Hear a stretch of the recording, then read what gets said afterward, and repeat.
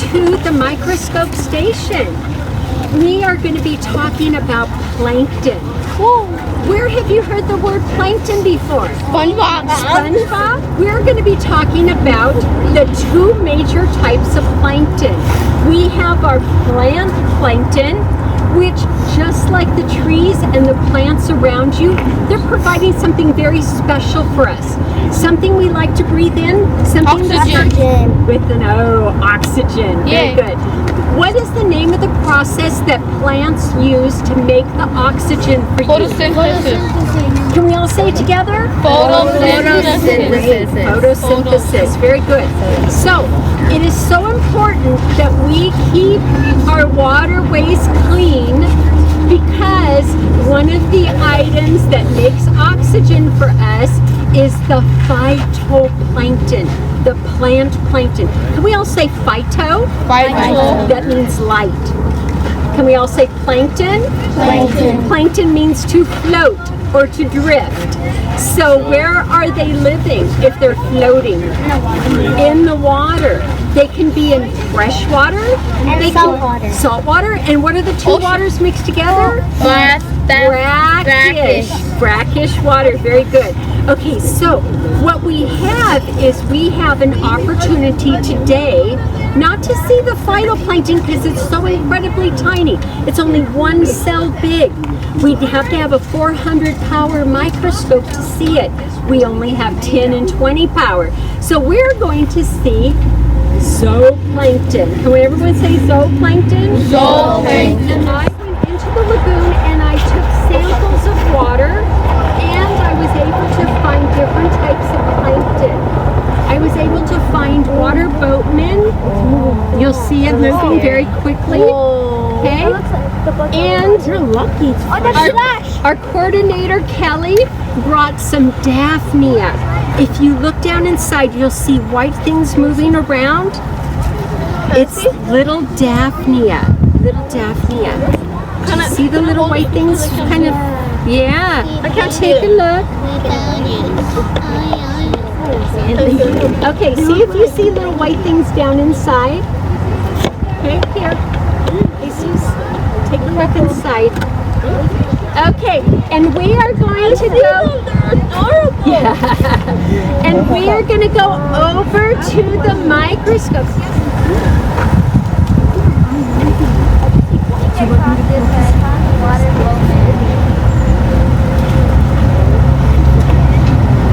No, you're going to have to get really tall. Take a look.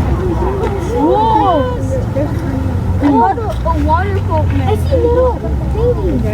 Okay, I'm going to keep it. Yeah, I'm going to keep it right here. Keep your eye right there. And he's going to come back in just a moment because he keeps coming back to that one area. Did you see him go by?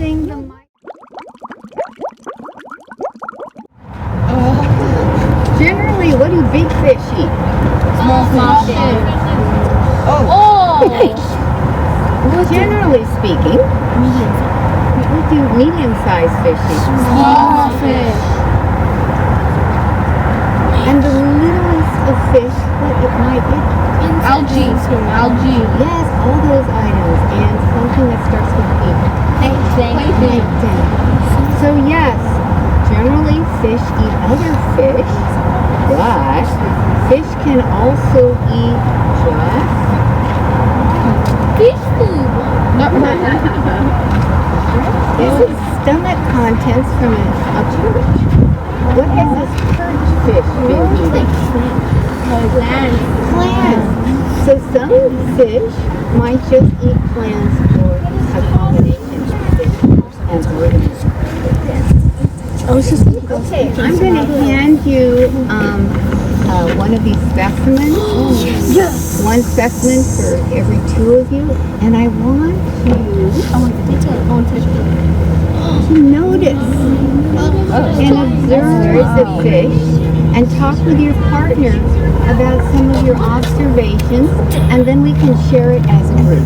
I'm hearing some really good observations. You're really noticing Jay, molars. It's a round Maybe, are you thinking about, stingray. wondering about, thinking about I got it right molly. Wait, his eyes look like they're fighting in the insane. They look like kernels. Okay, Nia and Brianna. Is this your fish? Okay, look at them teeth. Turn around. What do you have to share with your classmates about? What are you noticing? What are you observing about your I fish? noticed that there's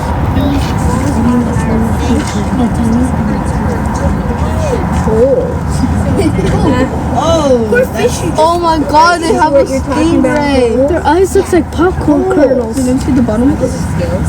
There's two black. She's noticing two black dots on the same side. Does anybody else's fish have what you might say two dots on one side? Eyes, yeah. I know what fish it is. Two eyes on one side. I know what fish it is. What about your fish? Does it have kind of like two eye spots on one? Raise your fish. It has two eyes on one side. Yes, the stingray. Alright, know that. I'm gonna put it down. It's kind of heavy. Yeah, the diamond turtle. Boy, you look. So are you wondering about why a fish would have two eyes on one side? Oh, That's Miss Linda. Why do we think? What do you think? It's probably I think I know this thing. They used to like go at the bottom of the surface and Oh, are you lay flat listening? down on the thing. What's your name? Your name is Jesus. Jesus has an idea about why fish. No, that's what I know they do. Oh, you know? Okay. So keep going. A little bit more, Jesus. What I know Nice is and loud. that these fish, what they do is that they go to the bottom of the surface and they lay flat until they see something like come out, like they see something pass by. Yeah. Okay, so they are called ambush predators. So they lay on the bottom. So it wouldn't do any good to have two eyes over here. So the eyes are on the top. And then when they see or sense another organism that they can eat, they attack it and surprise them. Ambush predator. Good observation. Okay, Andy and Tamerlyn, come up here. Turn around, and what do you come close to your classmate? Can I see the eyes? Ours are tiny. Okay, Brianna, Nia, looks like Andy and Tamerlyn. Were these fish found? What are you noticing about your fish? It has a stinger. And what would it use that for? To get some food. Oh, I know. They use it so if a predator or something were to go on top of it, it'd like stab it. Ah, yeah.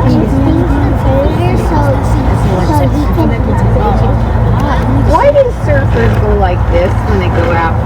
You check for stingrays. Yeah. Maybe they there's sand So it kind of spooks the stingray so they don't get stung. Because if they that's step on it, the stingray. Okay, have a seat. Who else would like to share their fish? Me.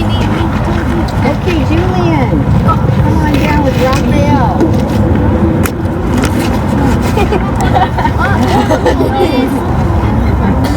What is that?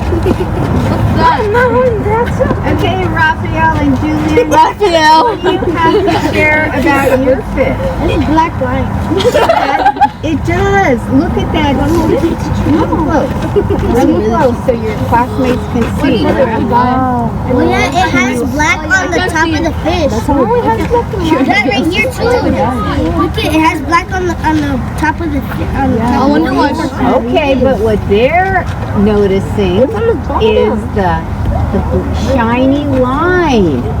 That is silver line. called a lateral line.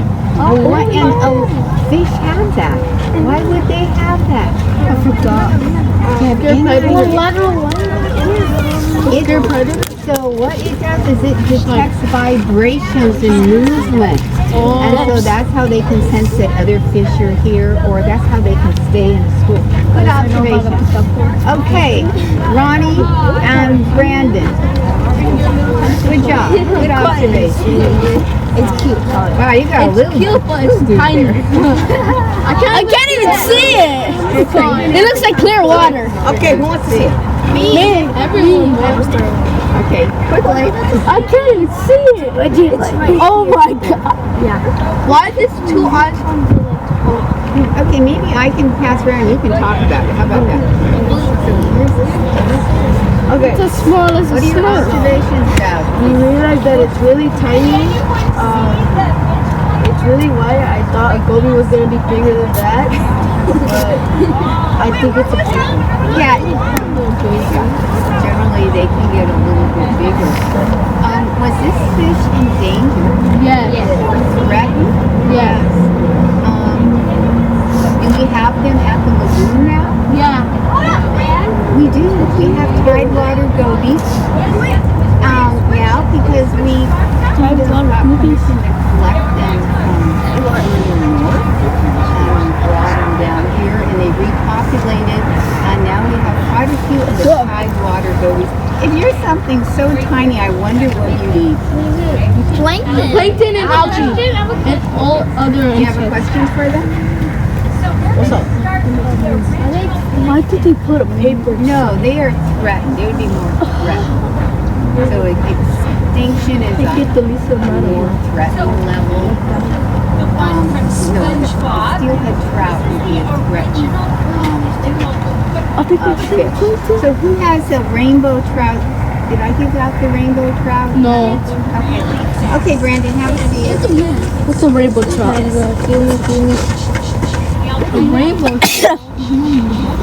Speaking of endangered fish, this is one. So this right now is a rainbow trout because the female steelhead will lay her eggs up in the creek, and it will develop for 2 years, and then it's time to go out to the ocean, but we need a big rain so it can come down. When it's in the lagoon, it gets adapted to living in the ocean water, and it will head out, hopefully if the break is open in the sandbar, and swim around for a couple years. And then what do you think it does after a couple of years when there's a big storm and it knocks down the sandbar? Where might this fish go? Into the lagoon and up the stream to spawn. So that's an endangered fish. And why would a fish like this be endangered? What could create problems for it? Yes. Because some medium-sized fish are always doing that. Well, certainly they have a lot of predators, yes. Humans, how could humans impact fish? They go fishing or they go like spear hunting. Yes, overfishing, Ronnie? Brianna? Yes, water. Oh, this group is great. Yeah. What about a dam? Oh, Would it? it's like it doesn't have enough water. Yeah, there's actually a dam on Malibu Creek. So can this fish go jump over the dam? No. So we're working on bringing dams in so these kind of autonomous fish, which means they need fresh water and salt water. Okay, I know we're behind time, but okay, come forward. Jesus, do you have a partner or are you by yourself? Come on. Okay, get close to your classmates. Close, close, close. This is That's not close enough. I don't think it's just a stripe.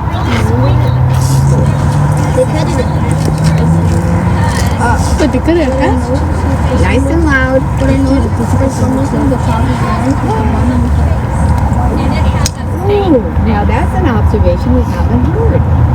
So, this fish is darker on top. We call that counter shading. So, why would a fish, I wonder, have counter shading? hiding? Any ideas? Just a guess of camouflage? Yes. So if you're an organism or a fish up here and you're looking down, the star kind of blends in with the sand. You can't see it. And if you're a fish underneath, what color are you looking at? Kind of lighter color, and that's kind of the color of white. So it's So a it'll look form like of it's camouflage. So it looks like it's Yeah, that's true. They wouldn't be able to find it. Okay, have a seat. Very good. And we have one more fish, right? Yeah. Okay, come on down. And then we've covered all the fish? No. What about this fish? We did already. We already did that fish. Come close.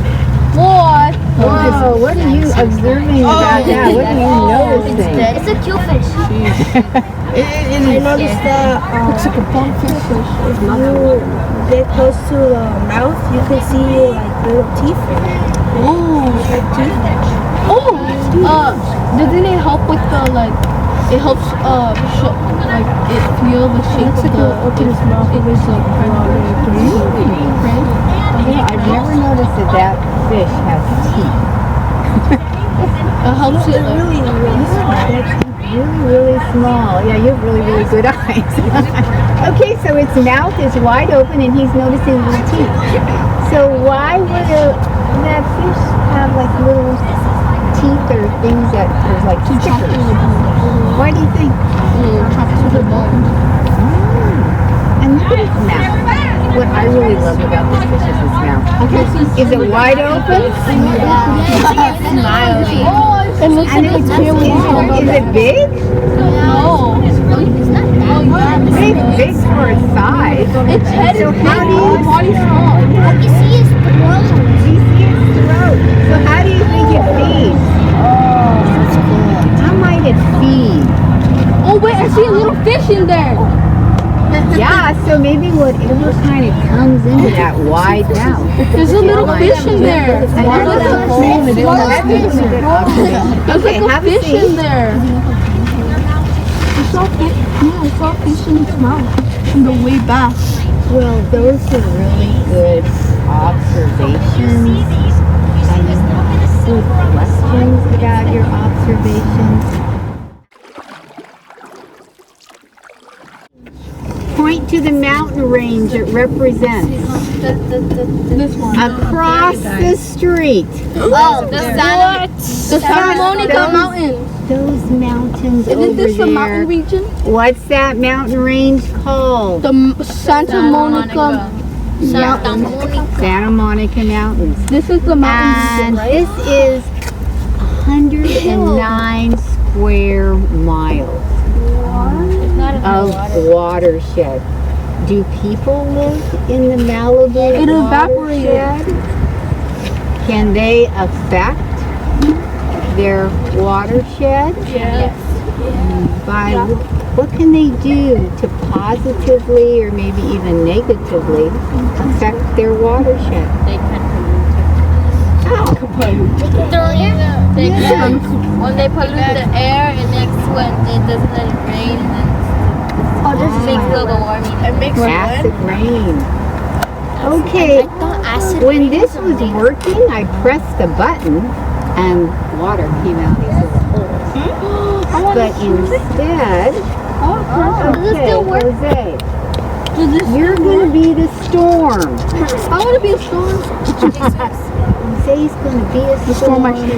And these are the clouds and the water that's going to come out of the clouds.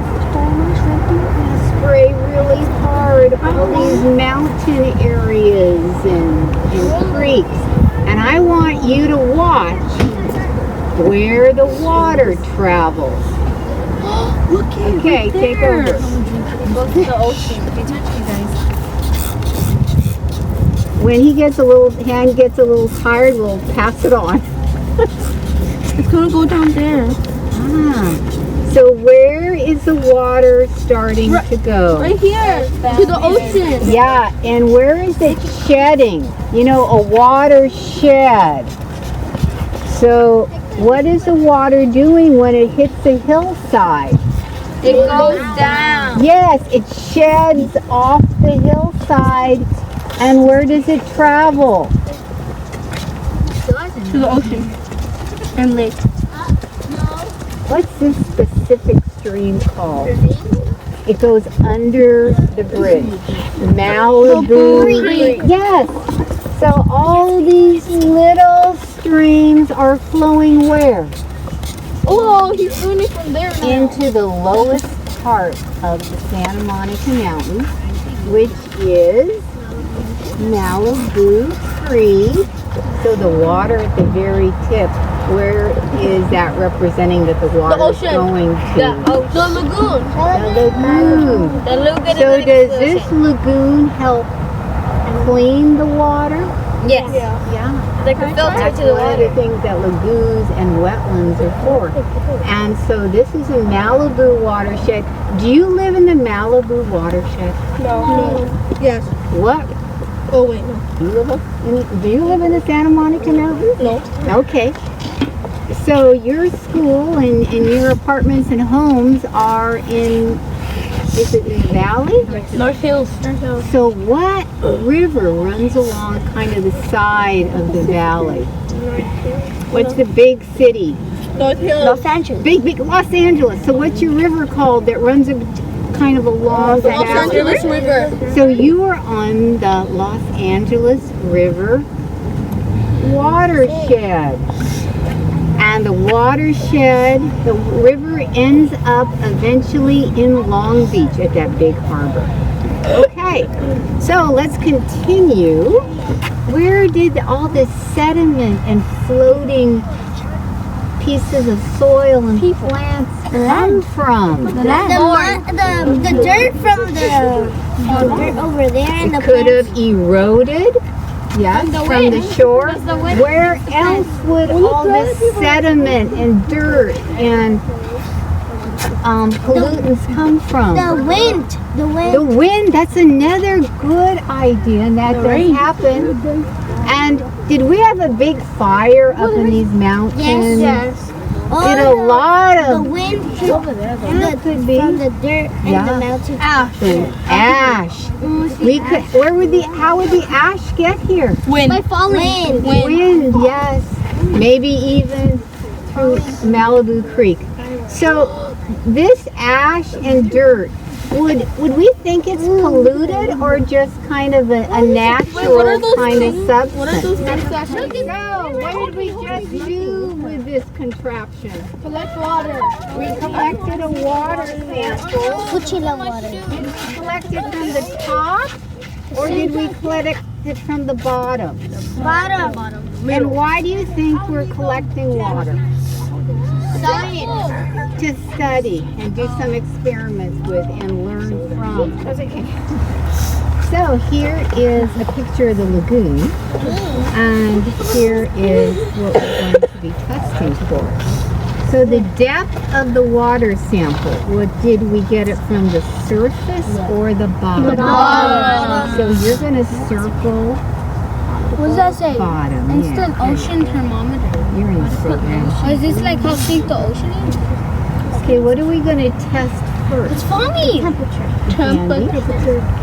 The water's dripping. Now it's nice if this could stay in the shade. And here is our scientific instrument. Oh, Is that a pen? That was a pen. Okay. Did we learn about what that is? no. No. Isn't it on the paper? No. You sure? So what is this called? No, that was A on thermometer. A thermometer, an analog thermometer. So you're going to place this thermometer tip in the water, in the shade, Try not to hold it, because that will affect the temperature of the water. Yeah, and just let it kind of drop. How long shall we keep the thermometer in there? 10 seconds. No, it's getting lower. 20 seconds. 1 minute. Let's go for a few minutes. We have a few minutes. The hydrometer, what it tests is salinity. And it lets us determine how much salt is in the lagoon, what kind of water it is. Salinity. parts per thousand. Let's say we had 1,000 containers of this. We put it out in the sun. We let the water evaporate. What would be left? Nothing. Not the salt. No. Salt. Oh. You would see how many containers are filled with salt out of 1,000, and that would give you a reading of salinity. Parts per thousand. Okay, let's look at this. This is salinity.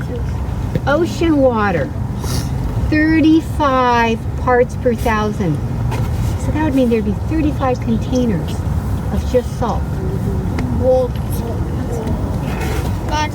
Brackish water, 0.5 to 17 parts per thousand. And what's fresh water? How much salt? Hardly anything. Now you'll notice there's numbers on the outside rim that correlate with the numbers I just spoke of. I want you to look at where, you can kind of pass that down. Look at where that white arrow is pointing. What number on the outside rim, and keep it to yourself, is it pointing to? So how many of you saw like 0 parts per thousand, no salt? No? How about 5? No, not 5 parts per thousand. How about 10? So most of you saw 10. What number did you think you saw? 6. Yeah, so we have to make sure it just is flat and that the arrow kind of stays still. Take a look now. Is it 6 or it's kind of settled? It's 6. It's 6? Wow, I gotta look down here myself. You have to look kind of. Oh, that's interesting. So when I move it around, it's kind of between. It's in the middle. It is. It's between 10 and 6. So what shall we come up with? What number was it? Oh, 8. 8. I say yeah. It looks about 8. Should we check? So is the lagoon filled with pure salt water? No. Yeah, of course we did get it at the bottom, so we would hypothesize that it would be more salty at the bottom than if we had gotten the top one. Wouldn't it be like the brackish? Okay, so 35 is not all ocean water down the bottom. What about brackish water? 0.5 to 17. Yeah. Brackish. So it's a combination of what? Brackish and salt water. Salt water and ocean. Right, so it's definitely brackish water. And I think our consensus was 8 ppt, part per thousand. So you write, right here, 8 for salinity, and then ppt, that represents part per thousand. Wow, this temperature's got to be good now. We kept it in the shade. You might want to leave it in there while you read. Now, Mia's going to look for the temperature. Okay, Mia, this is how you read it. 5, 10, 15, and then you count the sides. 19. 19. Count how many? 15. But it stops right about 18. Okay, so what number did you come up for temperature, Mia? 18. Ooh, that sounds cold. Is that centigrade or Fahrenheit? Centigrade, right. If we wanted to turn it into Fahrenheit, how could we Heat it up. Leave it in the sun. What's the formula for determining Fahrenheit from centigrade? Heat. I'll tell you. 2 times 18. What is it? What's 2 times 18? 36. Oh, I'm glad there are some mathematicians here. Remember that number. Add 32. 60. 60. 50. 70.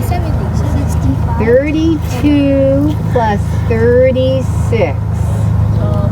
Ding, ding, ding, ding, ding. 68. I believe it's 68. So Now, the water, if we had been here in summer, oh, it was much hotter. So is the water kind of within what you would suspect a normal range for the lagoon at this time of year? No. Probably is, actually. water colder than that? Okay, last thing we need to do. We need to do what? pH. Have you studied pH? pH balance. My water's Okay, let's get out our pH. Remember when we talked about watershed? And how what residents in the watershed, how they can affect the water that flows into the lagoon and out to the ocean. Well, pH is a measure, basically it can be a whether or not it's safe for wildlife or if it might be polluted because of what's happened up in the mountains. And that could be natural or like people, like the fire. Do you think the fire might have affected the pH of the water coming into the lagoon? Yeah. Well, let's test for pH. Okay, the pH scale goes from 1 to 14. Okay, we're going to count. 1, remember your number. 1, 2, 3, 4, 5, 6, 7, 8, 9, 10, 11, 12, 13, 14. Oh, that's complicated. I'm 10. Okay, I'm 3. all of you from 1 through 7, you are I'm 9 years old. acid. Okay? Oh, yeah. So different solutions that can come into the water and make it very acid, like maybe fertilizer, gasoline, different things like that. Okay, and the folk that were 8 to 14, you are base. Who's number 12? Is that me? That's funny. Okay, that's what laundry detergent is. So if people are washing their cars up in the watershed, on their driveways, using lots of soap, might the water down here become basic? And the reason this is important is we need to have 6 to 8.5 register when we test it for that to be safe for wildlife. If we get a number on either side, it could affect the wildlife. These are pH strips. Some of you might have seen them if you have a pool in your apartment complex or something. Yeah. Okay, so now it looks all yellow. When we dip it in the water, it's going to change colors. And we're going to match the where's my strip here? We're going to match the 3 colors to the color chart, and it's going to give us a number. Hopefully that number is between 6 and 8.5. How many think that the pH is going to be within the safe range? What do you think? Most of you. And why do you think that? Because it's water. The water should be. Do you think people are taking care of their watershed? Yeah. Do you think the fires have affected the pH? Like cans in there. Maybe not. It got higher. Yeah, well, it got higher. Yeah, why would the temperature of the water get higher? It's in that cell. Yes, good thinking. Okay, let's come on down here. What do I do with this? Oh, my leg. Oh, just leave it. Okay, Brianna. Brianna. I want to drink my water. That's your temperature. Brianna. Okay. I need to listen. What temperature? So, Brianna, what I'd like you to do is pull the tip of the pH strip. She's going to put it down in the water. Keep holding the pH strip. We're going to count to 10, and then she's going to pull it out, and then we're going to start matching up the colors to the chart, to the colors of the strip. Usually it takes about a minute for it to have a true reading, but we're going to read it right away. Okay. What do we need to do? 1, 2, 3, 4, 5, 6, 7, 8, 9, 10. We know Spanish. Whoa. What happened? What's It changed colors. That's cool. It's almost like magic. Now, We know I'm magic going to come around. Yeah, Bill Nye trying to beat us now. Bill Nye is like. Okay, I'm going to pass it around, but I'll just hold it, and I want you to just to yourself see which number it matches up with. All three colors need to match the color scale. Okay, remember that? So we're testing pH. It's an indication You guys get it. of water quality. I could do that. I'm holding it. It's over. My water's pH balance. My water is too, but I have it. It's 0.5. Keep it to yourself. Did you see? You didn't see. Did you see? So, how many thought that the pH was 7.0? How many thought 7.5? Wow, second. Oh, 7.5? Okay, so it's probably somewhere in between. The majority thought 7.0. That's right, 7.0. Whoa, that's interesting. Is that in the safe zone for wildlife? 6 to 8.5. That is like really neutral. Right there, very safe. So, has anybody ever used a binoculars before? Yes. So we're going to go quickly over the rules. Okay, so Listen carefully. rule number 1, protect the binoculars. The strap goes over your neck, okay? If it folds down, you got it correct. If it makes a V, they're upside down. Okay. All right, you start with them wide, and then you're going to bend them down till they match your eyes. So you're going to go from 2 circles to 1 image. This is how you focus, the knob in the middle. Doing this is meaningless because I don't know what I'm doing, right? I got to actually be looking to see if it gets into focus. Some of them are harder to turn than others, but just keep working it.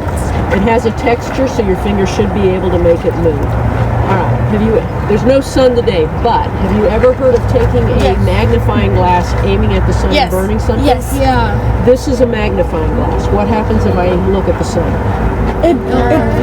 You make fire. Yeah. You're gonna burn your retinas, and you can't fix that. Okay, so we don't look at the sun. All right. If I am walking and looking through here, I may not see who's in front of me, and I smash in the back of your head. Are you happy? No. Am I happy? No. So when we're walking, they're down. It's as simple as that. Okay. So what I want you to do with your partner, everybody listen up, binoculars down. What I want you to do with your partner is talk about where might you find a bird. Okay? So talk to your partner, and then we're going to make a circle and we're going to discuss it.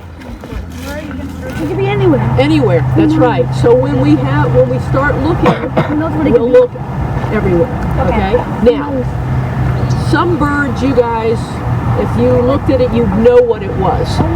And your brain thinks about different things that tell you, oh yeah, that's a pigeon or that's a crow. So with your partner, think about what it is that you would notice that would tell you what kind of bird it is. So we'll go this side first. What'd you come up with? Give me just one thing. How would you recognize a bird? Their beaks, great. And by Beaks. their, Well, wait, only one per group, and then we'll come around. The great thing about a beak is you can tell what they eat by the shape of their beak. Okay? So like a hummingbird's beak looks like what? a Straw, right. And they dip into flowers, and they fly around and they get bugs. Okay? A woodpecker's beak is pointy. yeah, because it's going to poke a hole. All right, what about a hawk? What kind of beak would that have? Like this. It's like this. Yeah, so it can rip and shred, right?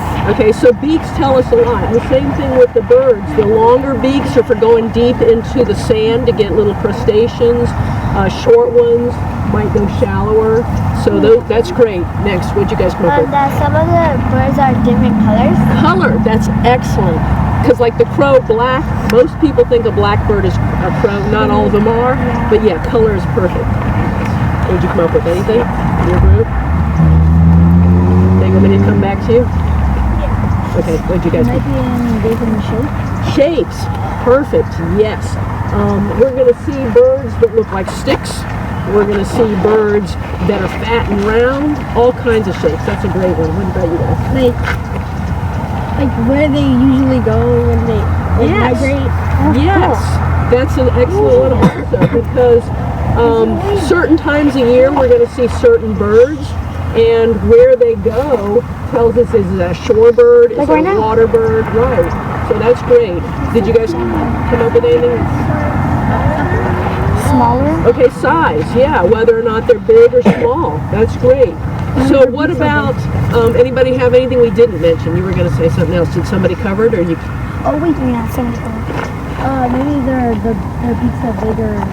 Okay, so the size of their beak. Yes, another excellent one. What about what they're doing? Does that? Oh yeah.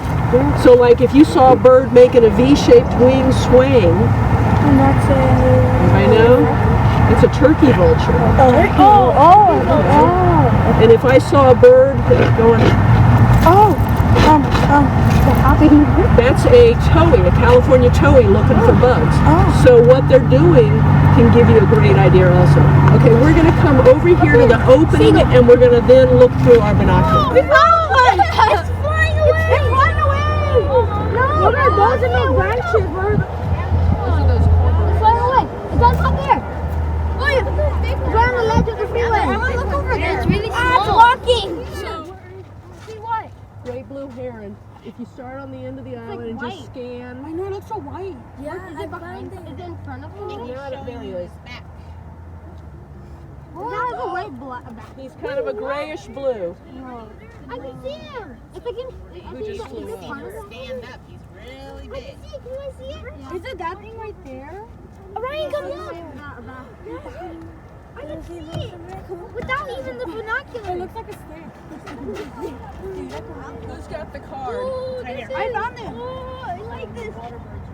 Look at And the that beak, that long beak is for grabbing the fish or a gopher. How about worms? I don't know that he eats one. He eats lizards. Because he's actually pretty big, so he needs pretty big food to eat. Okay, guys, it's time to go to our next session. He's like. No. How do you know? The leaves are different shapes. Okay. What else? It looks like a lemon. It looks like a lemon? Yeah, lemon. Okay. Well, it's actually called lemonade berry. Oh, I got it right. And that smells. And so the shape of the leaf kind of looks like a lemon, yes. Does it feel the same as the other? No, it feels different. Rough, okay. What else? It feels like soft, smooth. Okay. Berries. On the lemonade berry, that's what the seeds look like, kind of like a corn nut. See 'em? We don't eat anything, so think of it this way. The Native Americans had a shaman who knew the plants and would tell you what was safe. Most plants have medicinal uses. What if the plant you decide to put in your mouth is to treat constipation and you have diarrhea? Would you be happy? No. There are many plants that can actually either put you in the hospital or kill you. So it's very important not just to put any plants in your mouth. I've had two friends who teach edible plant rights that put a plant in their mouth thinking they knew what it was, realized they were wrong, knew enough to spit it out because instead of being fennel it was hemlock, which would kill you. So very important not to. This one.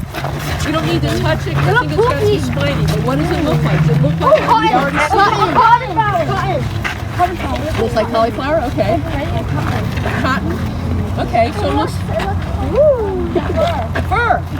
Yeah, so it's coyote brush. No. Right? And it looks like the fur from a coyote's tail maybe. And this is the seeds opened up. And they're ready to float in the air. And you may see some of them floating like parachutes. That's a form of seed dispersal. Look at that. What is that?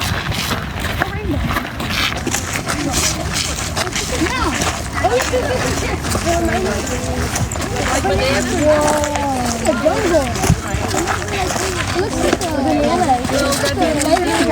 But the red, is that what you're thinking of? Taco Bell. Yeah. Taco Bell shells. Okay, so a taco shell, yeah. Or what? Dragon fruit? Okay. So a lot of people recognize this plant because of that red outline. But yeah, it does curve like a taco, and it does look kind of like a banana. You see this little tree here? Yes. Yeah. If you ever go to a museum that has a giant train track with a whole village and all, this is where they get the trees for their village. This is Laurel Sumac. Have we seen this one? No, that's No. so white. Okay. What do we notice? We noticed that. Avocado. Okay, so two tones. Avocado. What? Avocado? It looks like avocado? Okay. Yeah. Is that because it's wrinkly? Yeah. Yeah. I wish it was avocado. So this is a great example of a plant the Native Americans would use for medicinal uses. It's used for rashes. It usually grows near poison oak. So if you got a rash from poison oak, then you could take the oils from this and use that. It was used for hysteria, anxiety, all different kinds of things. The dried up part that we think of as dead, supposedly that's the part that's used for anxiety, to calm you down. This plant here, before we touch this one, let me see, here's a better example. This one here, look at the leaves. Have we seen this one? No. So what's the shape and why is it different from the others? It smells really good.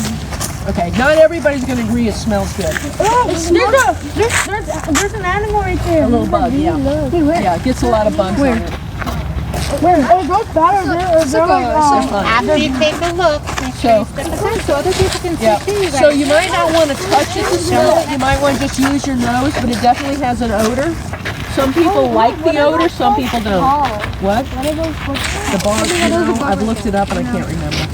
I'm not a good bug person. I know ladybugs. So, did everybody smell it? I saw something Was it good or bad? smells like What does it smell like? Mint? Or maybe it smells. Some people smell gasoline. Did anybody smell gasoline? No, I smell. Did anybody smell skunk?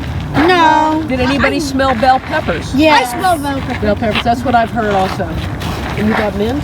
It smells. Yes. It smells good. I love bell pepper. I think it's mint. Smell it? Have we touched this one yet? No. No, how do we know? It's rosemary or something. Okay, so take your hand like you're petting a cat's tail and run it along the leaves. And then smell That your is hand. so soft. Rubber? That's like rubber and soft. Okay, now smell your hand. Oh, that's so powerful. Yeah, it's very strong. That is California sagebrush, also known as cowboy cologne. Cowboy cologne. Yeah, the cowboys smell like horse and cattle. They want to go into town and they can't afford to take a bath because they have to pay. So they would rub that on them to mask the smell. Oh yeah. That looks like a dam. This looks so cool. I want to see a beaver. What is that? Because we don't normally see this, I'm just going to point real quick.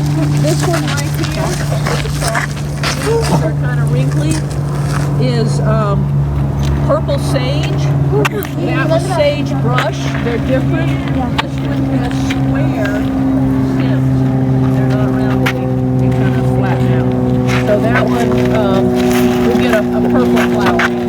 Okay, this plant here, if the sun was shining, it'd be easier to see. What did we say? What kind of water was in the lagoon?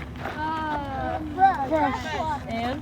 Salty water. Okay, so and what was that called? Brackish, right. What part of the plant drinks the water? The roots. Roots, yes, or roots, depends on where you're from. So what kind, so the water is going to come up to the roots, to the plant. Just like we sweat, plants sweat. They lose water through their leaves. And this particular plant left something behind. If you look close, you can see little white dots. What do you think that is? No. You can touch, but what? Oil. No, the white dots. What do you think they are? Like, think of water? So. Oh! Vapor. What'd you guys say? What do they drink? Water. What kind? Fresh. water. And, okay, so now the water has evaporated. What do you think it left behind? Salt. Yes! You're looking at salt on the leaves. This is called salt bush. Good job. I'm so proud of you. I'm so proud of you. I'm just taking off your leaves.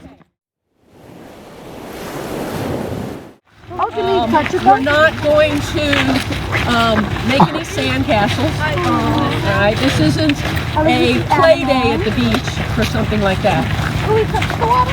I would prefer you don't, because if you get close enough to touch the water, it's probably coming at you, and I don't want you guys to go under the water. I'm sure you don't want to go home with your shoes soaking wet. So we will go. Look at all the little birds, the shorebirds running. You see them? Cute. Yeah. Well, they're fast. So what we're going to do, if we go to, if the tide pool is showing, it'll be a bunch of rocks. So we're going to go to the edge. The edge. So if you're standing in the rocks or on the rocks, are you in the tide pool or on the edge? Now, if you're on the rocks, you're in. But do we want to be in? No. Want to be in the edge. The edge, right. If you go into the water, are you on the edge? No. No. Does everybody know what an edge is? Yes. Okay. It'd be like the rim. It'd be outside of it, not inside of it. That's very important. Also, when we get to the beach, like over there, we can hear the sounds of the cars. At the beach, we'll hear the sounds of the surf. And it can get very loud, and you won't hear me if you move away. You need to stay kind of near me, or at least within shouting distance. So if I'm talking and you don't hear me, move closer. I know that you are going to be so excited and see things and you're going to wander off. Try to at least look over and see if I'm waving. Come back, come back. Okay? I don't want to lose any of you. So look down and then look that way and tell me how high up do you think the water's Up. Okay, what are you basing? Wait. What are you basing that on? It's like sand, so it's like maybe like the water like went onto the sand and like brought it back. Okay. All right. So the slant. Why is the water so low? The black, that's iron filings. So, looking out that way, is there something that would tell you, looking at the beach, how high the water came? She says the slant. What else?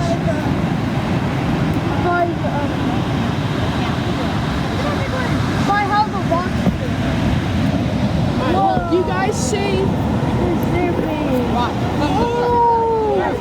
Yo, that is so far.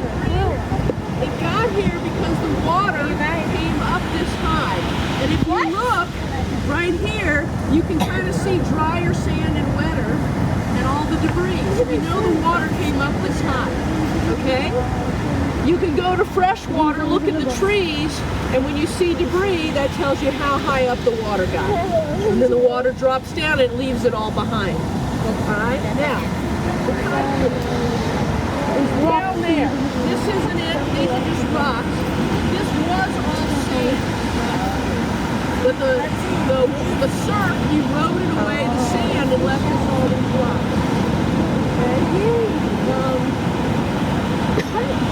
If you had to live in a tide pool, you think that would be easy or hard? Hard. Okay, why? You'll like get the water so cold like so high. And then what happens when the water's not up there? You're fine.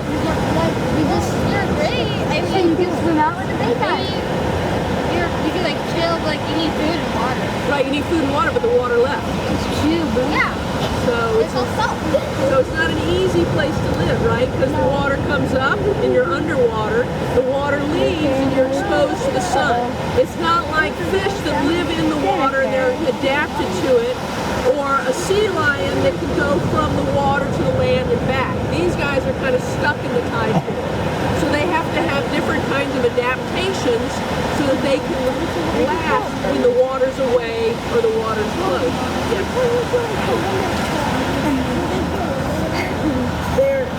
They're in there, the animals, they're in there right now. The rocks are way down there. Can we just touch the water? You know, you have to get through the rocks. So, what we want to do, and people have already kind of gathered it, but let's walk around, see if we find anything cool, and pick it up, and then we'll talk about it. Right? So, we're going to start with your rock. So, they're dead, but there are some little animals, their shells are still in the holes. Remember I said you'd have to make an adaptation to live in a tide pool? So these holes, if the tide goes out and there's no water, but if you're sitting in a hole holding water against your body, against the rock, you think you'd have enough to last the day? No. If you're little, yeah. So the anemone, you guys know the anemone, the little guys that look like this, you touch them, they close? Yeah. Okay, so a lot of times you will find anemones sitting in here, and sometimes they're the ones that made these holes so that they can, survive the day. Okay, this, thank you, come back. Ew, what is it? So this, what do you think it is? No. It's a shell, but it was made. So this is really saliva and sand, and a tube worm made these tubes. If you ever find one fresh and soft, and they harden into like this shell, and that's for the tube worm. So hold on. This and this are the sea urchin. And a lot of times this is all you'll find is the shell after all the spikes fall off. This is what it looks like. Oh! You found all different kinds of rocks, and that almost looks like a quartz. This is burnt wood. What happened here recently? They burned. Fire, right. And so, remember we've got the water coming in from under the bridge and into the lagoon, and that water is runoff. That fresh water is runoff. And we had the storm, and it washed everything down, and that's why you have this burnt wood. Yes. Even this burnt shell? I don't know why this is two-toned, but it's a very cool rock. This one here, anybody else have something like this? Okay, you got it. So this is a California mussel. It is a bivalve. It comes like this. And the little hairy things that are on them, I don't know if this still has the hair on them, it's to hold on to a rock so that when the surf comes back and forth, it can stay steady instead of, whoops, I didn't mean to leave. Okay? Now, yours, if you were a Native American, and we couldn't go to the grocery store or to Target and buy silverware, what does this look like? A shovel. A spoon, yeah. So they could use this to eat. Cool rock. Alright. So another cool rock with the holes in it. Anybody have anything that we... Okay, we did that. Alright, let's see. Say somebody... Do we leave it? Everything stays here, back on the ground. Back on the ground. Somebody wanted to know about the black stuff. Yes, I want to know about that. So, let's see if I got it.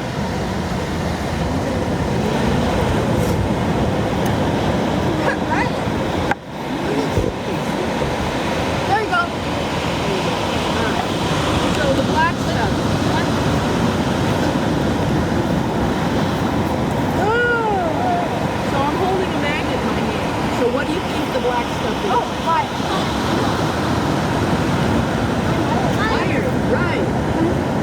So all of that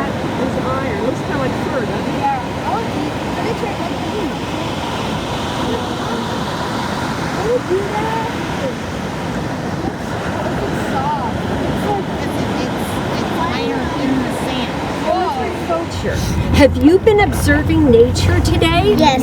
Yes, so you have all been scientists. That is very important.